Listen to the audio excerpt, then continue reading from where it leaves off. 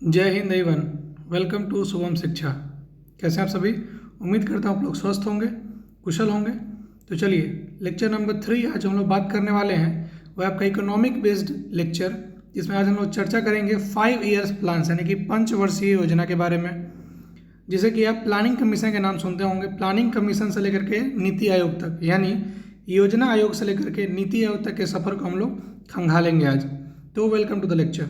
इस लेक्चर में हम लोग बात करने वाले हैं खास करके नीति आयोग लाने का क्या मकसद रहा, प्लानिंग कमीशन में ऐसा क्या खराबी थी, इसको हटा दिया गया। सभी प्लानिंग कमीशन जितना ही 12-13 जो भी हुए हैं, कितने हुए आपको पता चल जाएगा। सभी के क्या एनोमोलीज थे, क्या क्या उसके फंक्शंस थे, किस लिए लाया गया था, सभी हम लोग देखने वाले हैं। किस ईयर से किस ईयर तक था, यानी complete video on 5 year plan आपको ये मिल जाएगा। सो चलिए शुरू करते हैं। पहला पंचवर्षीय योजना की बात करते हैं। अभी मत बोलिए सर आप प्रथम पंचवर्षीय योजना क्यों नहीं लिखे, आप फर्स्ट क्यों लिखे, अपनी अपनी बात है। चलिए आप थोड़ा समझ जाइएगा। देखिए, फर्स्ट पंचवर्षीय योजना जो था जवाहरलाल नेहरू जी के नेतृत्व में 1951 से लेकर के 1956 तक लाया गया था। इसका जो प्रमुख फोकस था वो देश के कृषि का विकास था। यह जो योजना था वो हैरोल्ड डोमर मॉडल पर आधारित था। क्या था? हैरोल्ड डोमर मॉडल पर आधारित था। यह योजना के अंत में देश में 5 IIT स्थापित किए गए थे। अब कौन कौन से किए गए थे आप गूगल जरूर कीजिएगा। यह सफल रही थी, योजना जी थी सफल रही थी। इसने 1.5% की वृद्धि की, यानी कि 2.1 का लक्ष्य था और 3.6 तक इन्होंने विकास दर को इस योजना ने विकास दर की वृद्धि कर दी। स्क्रीनशॉट ले लीजिएगा। आगे चलते हैं। जो इंग्लिश में पढ़ना चाहते हैं इसी चीज़ को, वो यहाँ पे इसको क्या करेंगे, क्लिक कर लेंगे, यहाँ पे स्क्रीनशॉट ले लेंगे। Let me do it for you. 1 2 3 4 5। चलिए शुरू करते हैं। सेकेंड पंचवर्षीय योजना की बात करें, जहाँ पे हिंदी में नहीं समझ में आएगी मैं इंग्लिश जरूर बोलूँगा आपके लिए, चिंता ना करें। सेकेंड पंचवर्षीय योजना जो थी, इसे भी नेहरू जी के नेतृत्व में 1956 से 61 के में लाया गया था। पहला लाया गया था, ठीक है। दूसरा आपका 1956 से 61 में हो गया। यह जो था यह PC महालनोबिस, जिसको कि इंडियन स्टैटिस्टिकल का गॉड कहा जाता है, PC महालनोबिस, उनके मॉडल पर आधारित था। ये 1953 में जो मॉडल दिए थे। इसका मुख्य फोकस देश के औद्योगिक विकास पर था, यानी कि इंडस्ट्रियल रिवोल्यूशन, इंडस्ट्रियल ग्रोथ पे। भारत को वर्ष 1957 में भुगतान संकट, यानी कि पेमेंट क्राइसिस, है ना, भुगतान संकट का सामना करना पड़ा था। और यह प्लान जो था 0.23% से पिछड़ गया था। मतलब टारगेट था 4.5% वृद्धि का और हुआ सिर्फ 4.27% की वृद्धि हुआ। आप स्क्रीनशॉट ले सकते हैं जो इंग्लिश में पढ़ना चाहते हैं। देखिए, इसका जो मेन फोकस था क्या था, इंडस्ट्रियल डेवलपमेंट पे, और जो प्लान था वो लैग कर गया था 0.25% से, जो भी था आप देख सकते हैं। 1 2 3 4 5। Thank you so much. Third की बात करते हैं। थर्ड पंचवर्षीय योजना भी नेहरू जी के द्वारा लाया गया था 1961 से लेकर 1966 के बीच में। इस वर्ष की योजना के समय क्या हुआ कि भारत चीन का युद्ध हो गया 1962 में, भारत पाकिस्तान का युद्ध हो गया 1965 में। इन युद्धों ने कमजोरी को उजागर किया कि हमारे यहाँ क्या कमजोरी है। तो इस योजना के जो उपाध्यक्ष थे डॉक्टर गाडगिल, उनके नाम पर एक गाडगिल योजना भी कहते हैं। थर्ड पंचवर्षीय योजना यानी कि तृतीय पंचवर्षीय योजना को गाडगिल योजना भी कहते हैं, ठीक है। पहला वाला हार्वर्ड पे था, दूसरा वाला आपका महालनोबिस पे था, तीसरा वाला आपका गाडगिल पे था। इसका जो मुख्य लक्ष्य था अर्थव्यवस्था को स्वतंत्र बनाना। इसका जो मुख्य लक्ष्य था इस योजना का, वो अर्थव्यवस्था को स्वतंत्र बनाना, मतलब इंडिपेंडेंट इकोनॉमी करना था।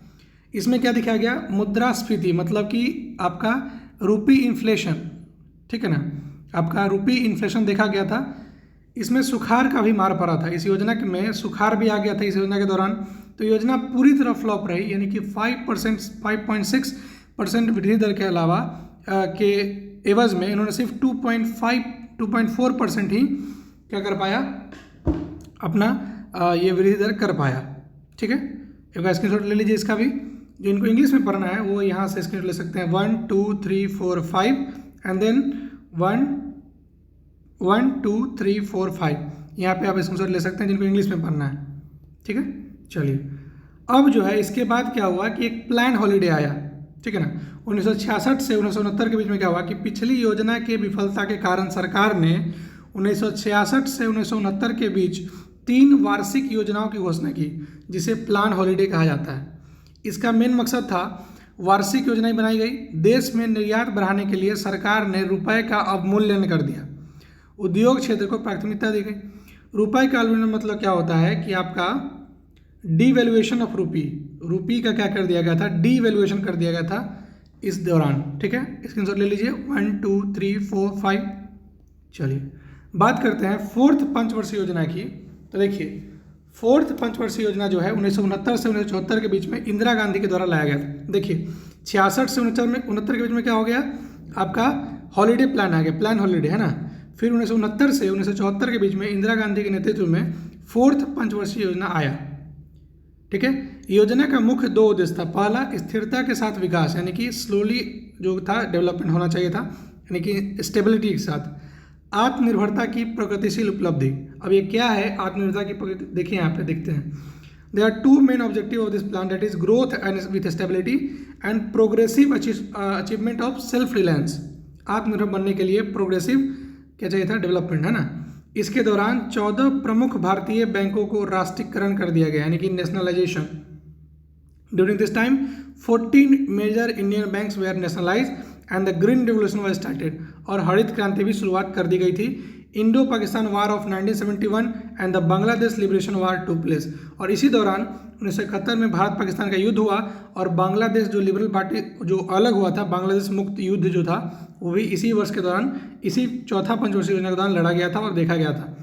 इसके दौरान क्या किया गया था, एक और परिवार नियोजन कार्यक्रम का क्रियान्वयन योजना का प्रमुख लक्ष्य था, यानी implementation of family planning program was amongst major target of the plan.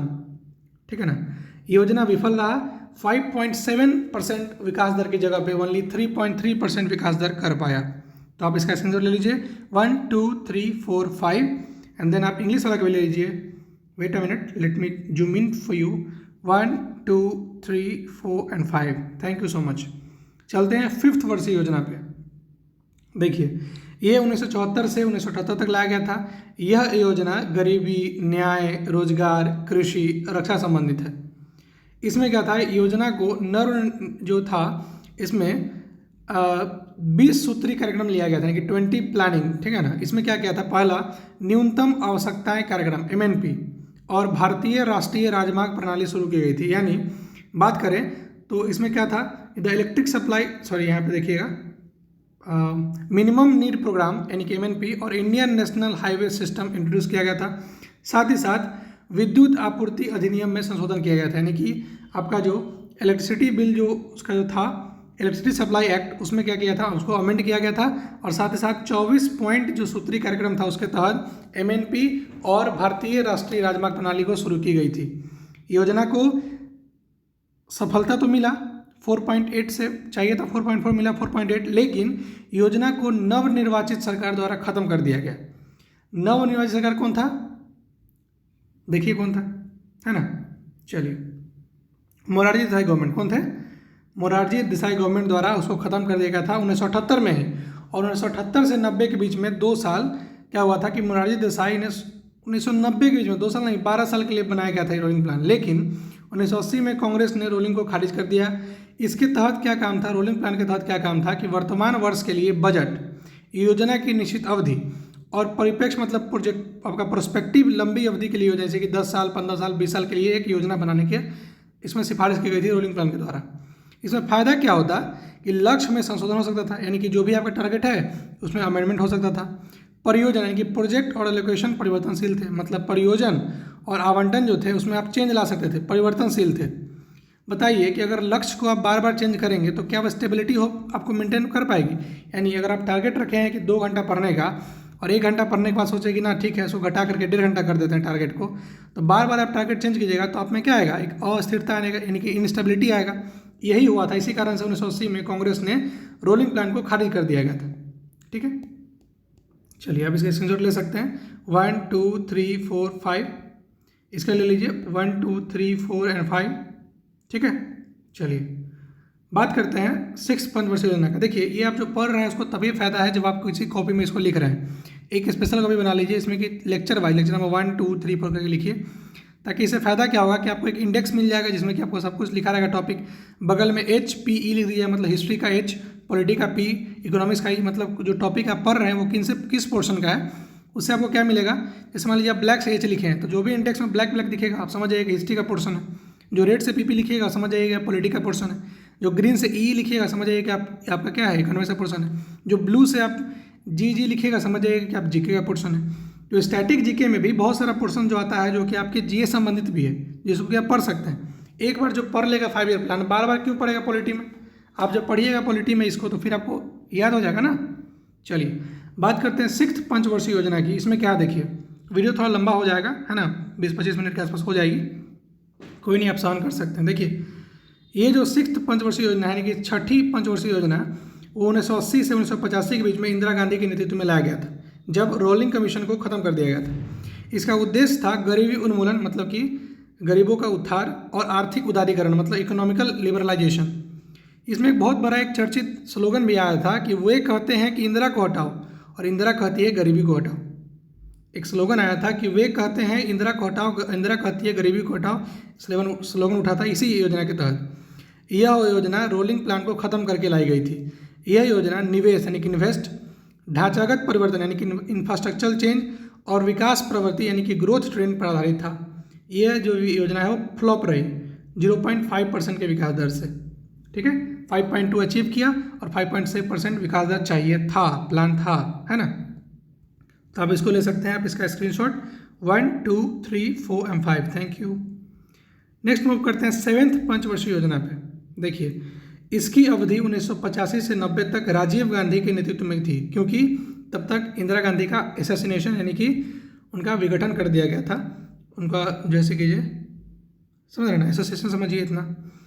इसके तहत क्या था, आत्मनिर्भर अर्थव्यवस्था की स्थापना यानी कि सेल्फ इंडिपेंडेंट इकोनॉमी, उत्पादक रोजगार के अवसर, प्रौद्योगिकी का उन्नति मतलब अपग्रेडेशन ऑफ टेक्नोलॉजी, खाद्यान्न उत्पादन में तेजी लाना और फोकस किया गया कि खाद, काम और उपज तीनों पे फोकस किया, मतलब फूड पे भी, वर्क पे भी और प्रोडक्टिविटी पे भी इसमें फोकस किया गया था। और इस योजना के तहत पहली बार प्राइवेट सेक्टर को इतना अच्छा रिस्पांस मिला पब्लिक सेक्टर से, मतलब प्राइवेटाइजेशन, निजीकरण पे ज़्यादा जोर दिया गया था। इस योजना के तहत विकास लक्ष्य से अधिक इन्होंने कमाया, 5.0% लक्ष्य था और 6.0 इन्होंने अचीव करवाया, जो कि बहुत अच्छा था इस योजना के तहत, ठीक है। चलिए तो आप ले सकते हैं इसका स्क्रीनशॉट 9th आपका 7th 5 ईयर प्लान का 1, 2, 3, 4, 5 है ना। चलिए अब देखिए इसके बाद क्या हुआ कि 2 वार्षिक कार्यक्रम चलाए गए 1990 से 91, 1991 से 92, क्योंकि 1990 तक तो राजीव गांधी थे ही, क्योंकि 8th पंचवर्षीय योजना 1990 से शुरू नहीं हो पाई राजनीतिक अस्थिरता के कारण, क्योंकि पॉलिटिकल इंस्टेबिलिटी जो हो गया था उसके कारण क्या हुआ कि 8th पंचवर्षीय योजना जो है 1990 में शुरू ना होकर के 1992 में शुरू हुआ था।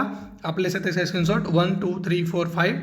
चलिए अब आया 8th पंचवर्षीय योजना, ठीक है। देखिए ये जो लाया गया था वो 1992 से 1997 के बीच में PV नरसिम्हा राव द्वारा के नेतृत्व में लाया गया था। इसमें जो है मानव संसाधन मतलब मिनिस्ट्री ऑफ व्हाट, मानव संसाधन, रोजगार जैसे कि शिक्षा, जन स्वास्थ्य को सर्वोच्च प्राथमिकता दी गई थी, ठीक है ना, समझ गए। ये जो है इसमें और जोर दिया गया था निर्यात आयात में वृद्धि, व्यापार में सुधार, चालू खाता घटा, कृषि क्षेत्र में वृद्धि। इस योजना के दौरान नई आर्थिक नीति मतलब न्यू इकोनॉमिक पॉलिसी का शुभारंभ किया गया था और इसमें बहुत जल्दी से आर्थिक विकास हुआ, बहुत तेज़ी से हुआ और सफल रहा। 5.6% विकास दर चाहिए था और 6.8 विकास दर इन्होंने अचीव कर लिया, ठीक है, समझ गए। चलिए 8th 5 ईयर प्लान देखिए, इसका आप ले सकते हैं स्क्रीनशॉट, यहाँ पे late me zoom in for you, है ना, हो गया। चलिए बात करते हैं 9th पंचवर्षीय योजना की 9वीं पंचवर्षीय योजना पे। देखिए आप थोड़ा अपने स्पीड पे देखिए, क्योंकि मुझे फास्ट बोलने का थोड़ा आदत है, जिसको मैं बहुत कोशिश करता हूँ कि इसको कम करूँ लेकिन हो नहीं पाता है। सो प्लीज़ प्लीज़ प्लीज़ आप अपने स्पीड पे देखिएगा, है ना, जो स्पीड आपको अच्छा लगे उस पर देख सकते हैं, आपके पास अपॉर्चुनिटी है ना। देखिए 9th पंचवर्षीय योजना क्या था, 1997 से 2002 के बीच में अटल बिहारी वाजपेयी जी के द्वारा नेतृत्व में लिया गया था। इसका मुख्य उद्देश्य था सामाजिक न्याय और समानता के साथ विकास। भारत की स्वतंत्रता के 50वें वर्षगांठ के उपलक्ष्य में ये शुरू किया गया था। चूँकि ये विफल रहा, क्योंकि विकास दर चाहिए था आपका 6.5, लेकिन अचीव कर पाया सिर्फ 5.6। ठीक है, तो आप ले सकते हैं इसका स्क्रीनशॉट। ये जो था क्या था, growth with social justice and equality पे बेस्ड था। 1, 2, 3, 4 एंड 5। Thank you. बात करते हैं 10वीं पंचवर्षीय योजना पे।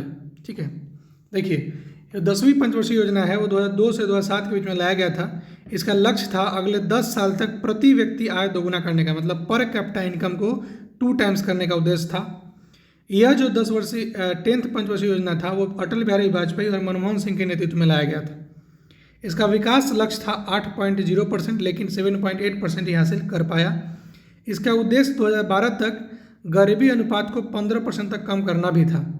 ठीक है, इसका उद्देश्य 2012 तक गरीबी रेशियो यानी कि पॉवर्टी रेशियो को 15% तक कम करने का भी था। इसका आपका बात करें 11th पंचवर्षीय योजना की, आप घबराए नहीं, उसका इंग्लिश जो है आपको मिल जाएगा, जल्दी मिल जाएगा, चिंता नहीं कीजिए। 11th पंचवर्षीय योजना थी जो 2007 से 2012 के बीच में लाया गया था। इसको मनमोहन सिंह के नेतृत्व में लाया गया था। इसको सी रंगराजन के द्वारा तैयार किया गया था और इसका मुख्य विषय जो था तेजी और अधिक समावेशी विकास था, यानी आपका इंक्लूसिव जो होता है ना, इंक्लूसिव ग्रोथ, ठीक है ना, उस पर रैपिड एंड फास्ट डेवलपमेंट के लिए लाया गया था। यहाँ पर आपका 13 रहा, यहाँ पे यहाँ से यहाँ तक ले लीजिए स्क्रीनशॉट, 1, 2, 3, 4 एंड 5, और 14 रहा आपको यहाँ से यहाँ तक, आप ले लीजिए यहाँ से रैपिड और मोर इंक्लूसिव ग्रोथ पे आप फोकस किया गया था। ठीक है, बात करते हैं 12th पंचवर्षीय योजना पे। ठीक है, जो कि 2012 से 2017 के बीच में लाया गया था। इसे भी मनमोहन सिंह की अवधि में लाया गया था। मुख्य विषय था इसका तेज अधिक समावेशी, मतलब इंक्लूसिव और सतत विकास, सस्टेनेबल ग्रोथ, और विकास का लक्ष्य 8% रखा गया। लेकिन 2015 में ही इसको क्या कर दिया गया, बंद कर दिया, क्योंकि वहाँ से क्या हो गया कि प्लानिंग कमीशन को ख़त्म करके, योजना आयोग को ख़त्म करके क्या लाया गया था, आपका लाया गया था नीति आयोग। देखिए, लंबे समय से यह भावना थी कि भारत जैसे विविध और बड़े देश के लिए एक आकार फिट सभी, मतलब वन साइज फिट्स ऑल दृष्टिकोण जो था भारत का, उसे कारण सेंट्रलाइजेशन योजना, मतलब केंद्रीकृत योजना एक बिंदु से आगे काम नहीं कर सकती थी, मतलब एक पॉइंट से आगे काम नहीं कर सकती थी। इसलिए एनडीए मतलब बीजेपी सरकार ने योजना आयोग को भंग कर दिया, जिसे नीति आयोग द्वारा प्रस्तापित किया, मतलब आपका demolition of what, planning commission as well establishment of NITI Aayog. इस प्रकार कोई 13वीं पंचवर्षीय योजना नहीं थी, हालांकि पंचवर्षीय रक्षा योजना बनाई गई थी। यह ध्यान रखना महत्वपूर्ण है कि नीति आयोग के दस्तावेजों की कोई वित्तीय भूमिका नहीं है, वे सरकार के लिए केवल नीति गाइडलाइन मैप है, बस एक गाइडलाइन की तरह काम करता है। इसके लिए आपको इंग्लिश में पढ़ दें, for a long time there had been a feeling that for a country as diverse and big as India, centralized planning could not work beyond a point due to its one size fits all approach. Therefore, the NDA government has dissolved the planning commission, which was replaced by the Niti Aayog. Thus, there was no 13th five-year plan. However, the 5-year defense plan was made. It is important to note that the document of Niti Aayog have no financial role. उसमें वित्तीय कोई role नहीं था. They are only policy guided map for the government. अब question आता है कि नई भारतीय अर्थव्यवस्था में योजना आयोग की क्या भूमिका थी और इसे नीति आयोग द्वारा क्यों प्रस्तावित किया गया। देखिए, योजना आयोग एक केंद्र सरकार की संस्था थी और राज्य सरकार का कोई प्रतिनिधित्व नहीं था इसमें, यानी जो प्लानिंग कमीशन था उसमें राज्य सरकार का कोई रोल नहीं था। नीति आयोग सहकारी संघवाद को बढ़ावा देने, यानी कि फेडरलिज्म को बढ़ावा देने के लिए राज्य सरकारों के साथ साझेदारी प्रदान करता है। यह राज्यों के साथ संरचित और नियमित बातचीत के लिए एक मंच प्रदान करता है। The Planning Commission was a central government institution and no representation of state government. Therefore, Niti Aayog provides a partnership with the state government to promote cooperative federalism. It provides a platform for structured and regular interaction with the state. इसलिए इसको change कर दिया गया था।